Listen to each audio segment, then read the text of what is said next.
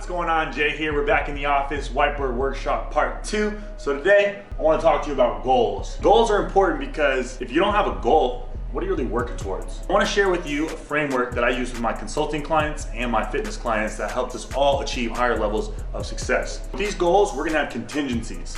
And these are going to be SMART goals I'm talking about. I'm going to break down what each letter means. The first step in setting a goal is getting real specific on what you want to achieve.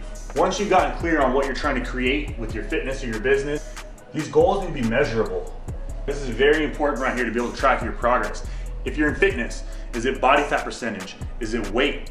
Is it how fast you can run a mile? Is it how much weight you can push or squat? In business, is it contracts closed, dollars in escrow, amount of sales, how many reoccurring clients, whatever it might be, but have a metric that can gauge your progress so that you don't feel like you're getting progress, you know that you're progressing, okay? The next letter is A for attainable.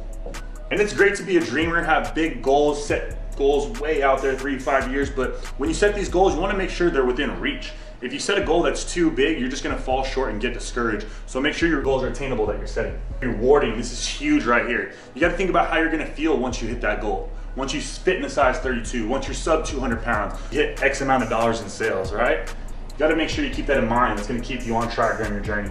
And the last piece might be the most important. Time bound, okay? You gotta make sure you got deadlines on your goals because we all know what has deadlines gets done. So take your goal, break it down. How are you gonna measure it?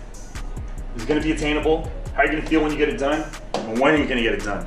So you put these 5 contingencies on your goals and your goals just turn into a matter of time. So I hope you found this useful. I'll catch you at the next workshop.